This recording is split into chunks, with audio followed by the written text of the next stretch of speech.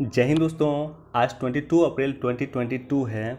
दैनिक जागरण के राष्ट्रीय संस्करण का एक ब्रीफ न्यूज़ एनालिसिस मैं आपके साथ करूंगा कि किस न्यूज़ को किस पर्सपेक्टिव में पढ़ा जाना चाहिए, कौन सा न्यूज़ इम्पॉर्टेंट है। बाकी मैं मंडे को डिटेल न्यूज़ एनालिसिस कर दूंगा। डेली अभी नहीं कर रहा हूँ, उसका रीज़न है कि मैं भी काफ़ी व्यस्त चल रहा हूँ और आप सभी का भी अभी काफ़ी एग्ज़ाम होगा। बिहार पीसीएस, बीपीएससी, यूपीएससी और उत्तर प्रदेश पीसीएस, ये तीनों का ही प्रीलिम्स है। तो मैं उम्मीद कर रहा हूँ कि आप लोग अभी प्रीलिम्स में लगे होंगे। प्रीलिम्स के बाद फिर हम लोग डिटेल से डेली न्यूज़ एनालिसिस स्टार्ट करेंगे। चलिए शुरुआत करते हैं। देखिए, फर्स्ट पेज पे जो ये न्यूज़ है, ये न्यूज़ जब भी चर्चा हो इस तरह के न्यूज़ के, तो उसके बैकग्राउंड को ज़रूर देखा कीजिए। जैसे ये न्यूज़ चर्चा है कि गुरु तेग बहादुर जी की 400वीं प्रकाश वर्ष को मनाया गया है, उसी अवसर पे पीएम मोदी प्रणाम कर रहे हैं। तो अब गुरु तेग बहादुर के बारे में आपको जानकारी होनी चाहिए। औरंगजेब के द्वारा इनको फांसी की सज़ा दिया गया था, तो इनके बारे में बेसिक इन्फॉर्मेशन आपको अपने किताब में मिल जाएगा। अब देखिए, ये दोनों ही इम्पॉर्टेंट घटनाएं देश में हुई हैं। एक तो सबसे पहले मैं इस पर चलता हूँ। जहांगीरपुरी में अगले आदेश तक बनी रहेगी यथास्थिति, माननीय सर्वोच्च न्यायालय का स्टेटमेंट है। अब जहांगीरपुरी में जो घटनाएं हुई, घटना पे मैं बैकग्राउंड पे नहीं जा रहा हूँ, लेकिन घटनाएं जो हुई, घटनाओं के बाद रासुका के तहत कुछ लोगों को गिरफ्तार किया गया। तो रासुका आपके एग्जाम पर्सपेक्टिव से काफ़ी इंपॉर्टेंट है। रासुका को बोलते हैं राष्ट्रीय सुरक्षा कानून, अंग्रेजी में इसको बोलते हैं नेशनल सिक्योरिटी एक्ट, एनएसए भी बोलते हैं। तो एनएसए के बारे में बेसिक इन्फॉर्मेशन ज्ञात होनी चाहिए। इसकी एनएसए 1980 में आया था और ये बेसिकली निवारक निरोध के रूप में काम करता है। निवारक निरोध क्या होता है कि मान लीजिए कि कोई पर्टिकुलर जगह है, या उस जगह पे सरकार को अगर संदेश होती है या सरकार को शक होता है कि इस जगह पे किसी पर्टिकुलर व्यक्ति के द्वारा जो है हिंसा किया जा सकता है, तो उसको प्रिवेंशन करने के लिए, उस हिंसा होने से पूर्व रोकने के लिए ही निवारक निरोध का प्रयोग किया जाता है। घटनाएं होने से पहले वहाँ पे जो है स्थिति को कायम करने के लिए, कानून व्यवस्था को कायम करने के लिए निवारक निरोध का प्रयोग किया जाता है। एनएसए किसी व्यक्ति की राष्ट्रीय सुरक्षा के लिए खतरा उत्पन्न होने से रोकने के लिए केंद्र या राज्य सरकार के द्वारा व्यक्ति को हिरासत में लेने का अधिकार देता है। यानी खतरा अभी हुआ नहीं, खतरा होने की संभावना है, तो ऐसे कंडीशन में एनएसए लगा करके उस व्यक्ति को गिरफ्तार किया जा सकता है। राष्ट्रीय सुरक्षा अधिनियम 1980 देश की सुरक्षा के लिए सरकार को अधिक शक्ति देने से संबंधित एक कानून है। अगर सरकार को लगता है कि कोई व्यक्ति कानून व्यवस्था को सुचारू रूप से चलाने में उनके साथ बाधा कर रहा है, तो उसे एनएसए के तहत गिरफ्तार करने का आदेश दे सकती है। और साथ ही अगर उसे लगता है कि वो व्यक्ति आवश्यक सेवाओं की आपूर्ति में बाधा बन रहा है, तो उसे एनएसए के तहत गिरफ्तार किया जा सकता है। तो ये सब बेसिक इन्फॉर्मेशन है। बेसिकली निवारक निरोध एक स्टेज होता है जहाँ पे घटना होने से पूर्व उसे रोकने के लिए आवश्यक कदम उठाए जाते हैं। तो इसके बैकग्राउंड में बेसिकली एनएसए है। एनएसए को थोड़ा सा आप लोग देख लीजिएगा और डिटेल में। आतंकवादियों और उसके समर्थक का तैयार हो रहा है डेटाबेस। ये हमारे देश के माननीय गृह मंत्री जी का स्टेटमेंट है, और ये स्टेटमेंट कहाँ पे दिए हैं वो इम्पोर्टेंट है। ये स्टेटमेंट यहाँ पे, इसको पढ़िए आप लोग। एनआईए इनके 13वें स्थापना दिवस के अवसर पे हमारे देश के गृह मंत्री बोल रहे थे। अब एनआईए को अगर आप देखेंगे, एनआईए की स्थापना वर्ष 2008 में किया गया था। और इम्पॉर्टेंट क्यों है? इम्पॉर्टेंट यह है कि जिस तरह से हमारे देश में पर्टिकुलरली हर एक चीज़ के लिए अलग अलग से एक एजेंसी होती है। जैसे मान लीजिए बैंकिंग सेक्टर है, उसके लिए आरबीआई की एजेंसी है। सेबी है जो कहीं ना कहीं शेयर मार्केट को रेगुलेट करती है। सीबीआई का अलग काम है, लोकपाल का अलग काम है। तो उसी तरह से एनआईए, नेशनल इन्वेस्टिगेशन एजेंसी जो है, पूरी तरह से समर्पित है आतंकवाद के लिए। यानी आतंकवाद की घटना किसी जगह पे पर्टिकुलरली ना हो, निवारक निरोध के लिए भी एनआईए काम करती है। आतंकवादी घटना होने से पूर्व भी काम करती है। दूसरा है कि आतंकवादी घटना अगर हो गई है किसी जगह पे, तो उस आतंकवादी घटना की जाकर के जांच भी एनआईए करती है। और आतंकवादी घटना में आरोपित लोगों पे कार्रवाई भी एनआईए करती है।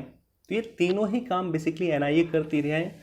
और इसकी स्थापना कब हुआ था? 31 दिसंबर 2008 को इसकी स्थापना हुआ है। और 2008 ही अगर आप पूछिएगा क्यों हुआ है, तो उसका रीज़न है कि 26/11 की घटना 2008 में ही हुई थी। 26/11/2008 जो मुंबई टेरर अटैक हुआ था।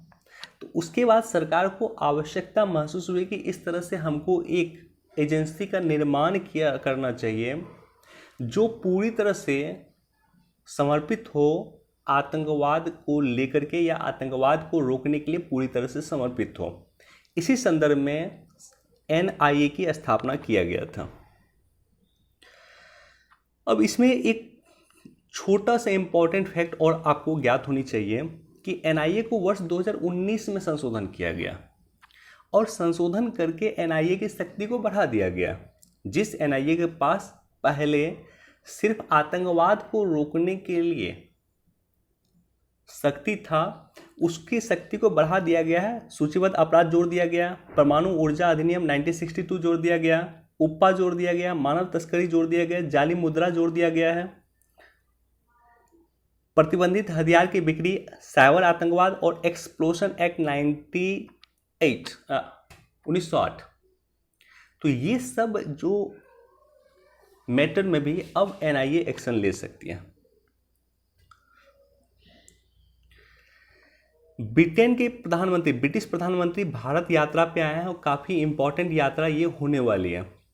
देखिए, ब्रिटेन ये भी देख रहा है कि किस तरह से भारत ने ट्रेड डील किया है ऑस्ट्रेलिया के साथ। ब्रिटेन चाहता है कि भारत के साथ ट्रेड डील उसका साइन हो, तो इसलिए भी कहीं ना कहीं हमारे ब्रिटेन के प्रधानमंत्री भारत आए हैं। दूसरा रीज़न है कि जिस तरह से ब्रेग्जिट हुआ, 1 फरवरी 2020 को ब्रेग्जिट हुआ। ब्रेग्जिट मतलब होता है कि ब्रिटेन का यूरोपीय यूनियन से एग्जिट हो जाना, ब्रिटेन का यूरोपीय यूनियन से हट जाना। तो ऐसी कंडीशन में यूरोपीय यूनियन और ब्रिटेन दोनों ही भारत को विश्व के सबसे बड़े बाजार के रूप में देख रहे हैं, और दोनों का कोशिश है। यूरोपीय यूनियन, देखिए पहले क्या था कि यूरोपीय यूनियन के लिए जो हम कानून बनाते थे या यूरोपीय यूनियन के लिए जो नीति बनाते थे, वही नीति कहेंगे ब्रिटेन के लिए भी था, क्योंकि ब्रिटेन ब्रेग्जिट का यूरोपीय यूनियन का पार्ट था। जब से दोनों सेपरेट हुआ, तो हमको भी आवश्यकता है कि हम दोनों के लिए सेपरेट नीति बनाएं, हम दोनों के लिए सेपरेट कार्य रणनीति बनाएं, सेपरेट काम करें। तो इसी को लेकर के ब्रिटेन के प्रधानमंत्री भारत आए हैं और चाहते हैं कि ब्रिटेन के साथ भी एक ट्रेड एग्रीमेंट साइन होना चाहिए, भारत और ब्रिटेन का। तो इस पर मैं सेपरेट रूप से चर्चा कर दूंगा। 5 लाख से ज़्यादा आबादी वाले शहरों में होगी बैटरी स्वैपिंग सुविधा। देखिए, बजट 2022-23 आप देखेंगे तो बैटरी स्वैपिंग सुविधा की इसमें चर्चा किया गया। और बैटरी स्वैपिंग सुविधा मतलब होता है कि आपकी जो बैटरी है, आप इलेक्ट्रिक व्हीकल की जो बैटरी होती है, उस बैटरी को आप लेकर के आइए और चार्ज बैटरी को लेकर चले जाइए। आपका बैटरी डिस्चार्ज हो गया, आइए लेकर चार्ज बैटरी को लेकर चले जाइए। इसी को कहा गया बैटरी स्वैपिंग सुविधा।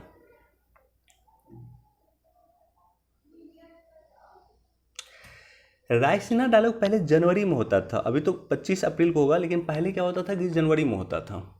रायसीना नाम इसलिए दिया गया है कि ये जो सम्मेलन होता है, ये आई थिंक राष्ट्रपति भवन में शायद होता है। रायसीना हिल्स पे जो है राष्ट्रपति भवन है, वहीं पे ये सम्मेलन होता है, इसलिए वहाँ का इनका जो नाम दिया गया है, वो नाम दिया गया है रायसीना डायलॉग। देश विदेश के लोग यहाँ पे आते हैं, डिप्लोमेट्स आते हैं, राजनेता आते हैं, यहाँ पे आते हैं और बेसिकली स्ट्रेटजिक टॉप पे इम्पोर्टेंट वार्ता करते हैं। तो इसलिए रायसीना डायलॉग काफ़ी इम्पोर्टेंट माना जाता है। देश की एकता और अखंडता सर्वोपरि, नेशन फर्स्ट, इंडिया फर्स्ट के लिए काम करें नौकरशाह। कल 21 अप्रैल था, सिविल सेवा दिवस था, उसी के अवसर पे पीएम मोदी ने बोलते हुए ये बातें कही, इसको पढ़ लीजिएगा। साबरमती की आश्रम जाने वाले ब्रिटेन प्रधानमंत्री पहले ब्रिटिश प्रधानमंत्री बने हैं जॉनसन, अच्छी बात है, लेकिन वही मैं बोला कि ब्रिटेन और इंडिया का रिलेशन क्या है, उसकी इम्पोर्टेंस क्या है, उसकी महत्ता क्या है, उसमें इम्प्रूवमेंट की क्या क्या संभावनाएं हैं, उसको लेकर के क्या क्या रणनीति अपनाई जानी चाहिए। अलग से टॉपिक है जिसको हम लोग नेक्स्ट मंडे को हम लोग सेपरेट वीडियो बना करके डिस्कस करेंगे।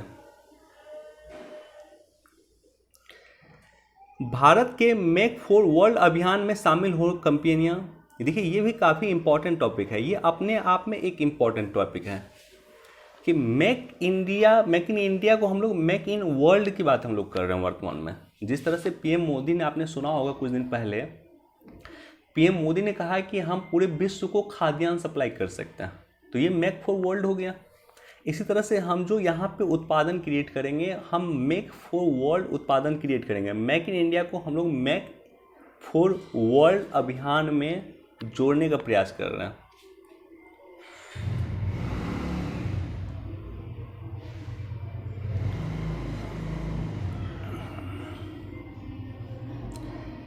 देखिए इस टॉपिक में मैं पढ़ा नहीं हूँ इसलिए मैं इस पर चर्चा नहीं कर रहा हूँ, लेकिन ये काफ़ी इम्पोर्टेंट टॉपिक है, इस पर मुझे पढ़ना होगा। लेकिन पदोन्नति में जो आरक्षण होता है, पदोन्नति में जो आरक्षण है, बेसिकली इस पे बिहार सरकार का क्या इशू है ये मुझे एग्जैक्ट जानकारी नहीं है, या मैंने इसके बारे में पढ़ा नहीं है, इसलिए मैं इस पर डिस्कस नहीं कर रहा हूँ। लेकिन जो है पदोन्नति में आरक्षण है, ये अपने आप में इम्पोर्टेंट टॉपिक है। सुप्रीम कोर्ट की कई सारी वाद हैं जो इसी से संबंधित है, पदोन्नति में आरक्षण को लेकर के संबंधित है। मसलन नागराज वाद, ये भी पदोन्नति में आरक्षण को लेकर के संबंधित है।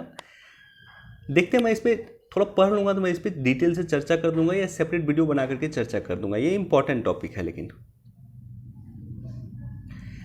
रिश्वत के मामले में पेशकश पे देश भर में सीबीआई के छापे। इंपॉर्टेंट ये है कि सीबीआई आपके लिए इंपॉर्टेंट है, एज ए संस्था सीबीआई आपके लिए इंपॉर्टेंट है, प्रीलिम्स के लिए भी, मेंस के लिए भी।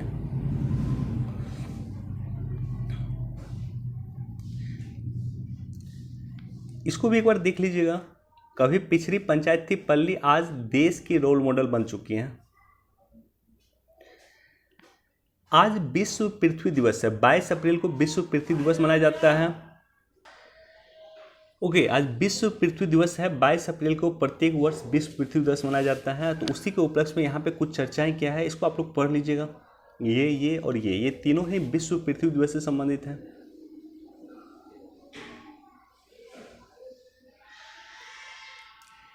ये एडिटोरियल भी विश्व पृथ्वी दिवस से संबंधित है, और ये जो नीचे का एडिटोरियल है ये भी विश्व पृथ्वी दिवस से संबंधित है। तो दोनों ही एडिटोरियल विश्व पृथ्वी दिवस से संबंधित है, इसको आप लोग एक बार देख लीजिएगा।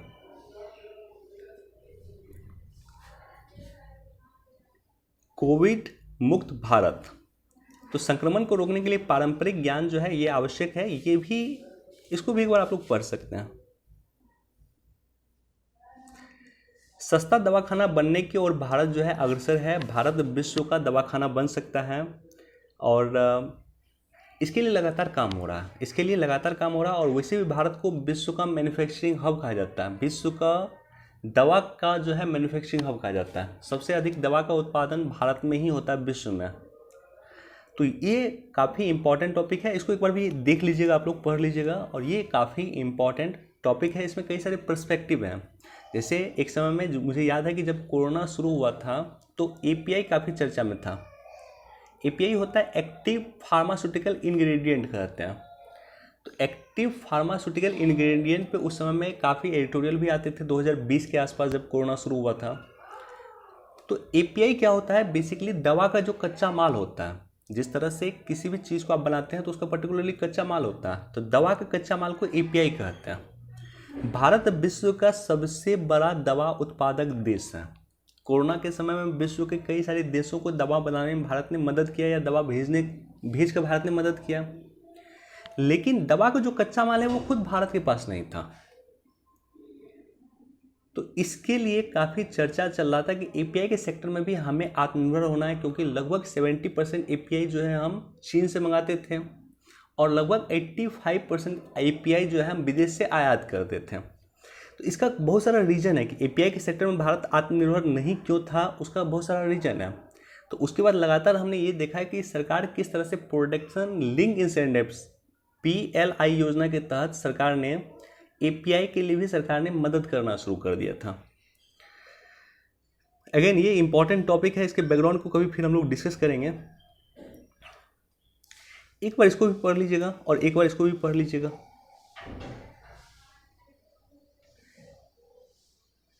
बैक टू लैंड से भरा देश का अनाज भंडार, पीएम मोदी का स्टेटमेंट काफ़ी इंपॉर्टेंट है अभी, और उसी के संदर्भ में ये सारे के सारे टॉपिक जो है चर्चा में आ रहे हैं, या ये सब जो टॉपिक है उसको पेपर में डाला जा रहा है, या पेपर में इस पर चर्चा हो रही है।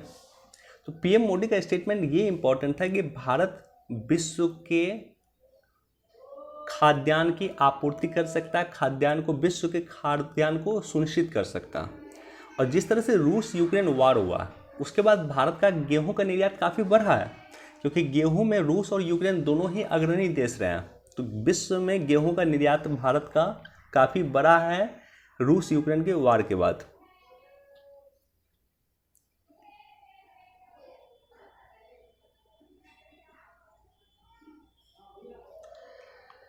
विश्व बैंक प्रमुख ने भारत में कच्चा तेल के बेचने के कदम को सराहा। एक बार इसको भी आप लोग देख लीजिएगा।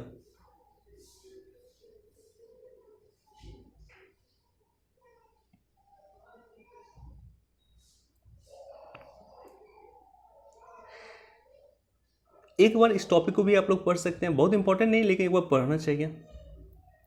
चलिए, मुझे लगता है कि इतना ही न्यूज़ इंपॉर्टेंट था जो एग्जाम पर्सपेक्टिव से था। कुछ टॉपिक ऐसा है जो काफ़ी डिटेल से पढ़ने की आवश्यकता है या डिटेल से जानने की आवश्यकता, मैंने डिटेल से आज डिस्कस नहीं किया। जैसे रूस यूक्रेन वार जो चल रहा, तो इस टॉपिक पे मुझे सेपरेट वीडियो बनाना, मैं बना दूंगा।